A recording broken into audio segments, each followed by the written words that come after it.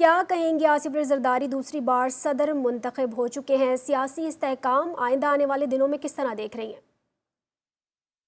دیکھیے اب تو میرا خیال ہے کہ سیاسی استحکام آنا چاہیے اور جو معاملات جہاں پہ رکے ہوئے ہیں بالخصوص جو سیاسی معاملات ہیں وہ سیاستدانوں کو اپنے ہاتھ میں لینے چاہیے، کیونکہ پاکستان میں ایک مینڈیٹ چوری کا جو سلسلہ ہے وہ تو رک نہیں رہا، لیکن اگر آپ جب حکومت میں آ جاتے ہیں، وہ کوئی بھی جماعت ہو، حکومت میں آنے کے بعد کم از کم فیصلے اپنے ہاتھ میں لینے چاہیے۔ ڈن از ڈن، میں یہ نہیں کہوں گی کہ ڈن از ڈن، لیکن کم از کم یہ تو امید کی جا سکتی ہے کہ آئندہ اس طرح سے مینڈیٹ چوری نہیں ہوگی، آئندہ اس طرح سے جو سیاسی معاملات ہیں وہ سیاسی ایوانوں کے بجائے کہیں اور سے طے نہیں ہوں گے، آئندہ کوئی بیک ڈور ڈیلز نہیں ہوں گی۔ زرداری صاحب جو پہلے صدر بنے تھے تو انہوں نے بہت سارے اہم کام کیے تھے، لیکن ظاہر ہے اس وقت آپ کو پتہ ہے کہ 68(2)B کا ایک اختیار تھا جو صدر کے پاس ہوتا تھا، انہوں نے وہ اختیار پارلیمان کو واپس کیا، تو صدر جو ہے وہ ظاہر ہے وفاق کی ترجمانی اور نمائندگی کر رہا ہوتا ہے،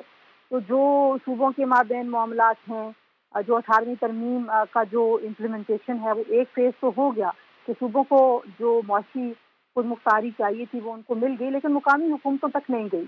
تو اگر ہم ایک لمحے کے لیے یہ for the sake of argument یہ ازیوم کریں کہ چلیں جو بٹرنیس کریٹ ہوئی ہے اس کو ایک سائڈ پہ رکھ کے اگر اس سے آگے بڑھنے کی کوشش کی جائے اس عہد کے ساتھ کہ آئندہ یہ نہیں ہوگا، تو میرا خیال ہے کہ وہ شروعات بھی ہو سکتی ہے، کیونکہ ایک طرف تو دیکھیے مختلف سیاست مکان نباسی جیسے لوگ یہ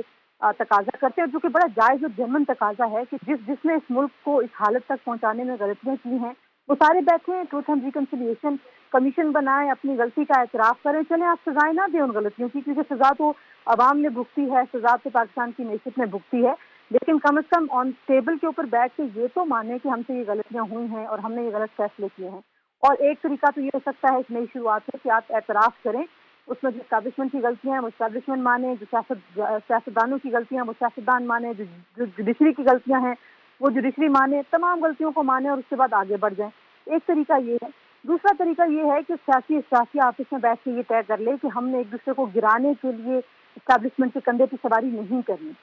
کیونکہ الٹیمیٹلی آپ دیکھیے کہ ہو کیا رہا ہے، ایک دور میں ایک سیاسی جماعت کو مار پڑتی ہے، دوسرے دور میں دوسری سیاسی جماعت کو مار پڑتی ہے، اور جو اس کا نتیجہ ہے وہ یہ ہے کہ پاکستان میں سیاسی اشرافیہ بالکل ڈسکریڈٹ ہو چکی ہے، کسی جماعت پہ کسی کو کوئی اعتماد نہیں رہا، تو پاکستان کو ایک نئی سیاسی شروعات کی ضرورت ہے۔ مجھے اس دن ہمارے پروگرام میں بات ہو رہی تھی، مجھے بڑی اچھی یہ بات لگی، ہم کہتے ہیں جی کہ دیر از این ایلیفنٹ ان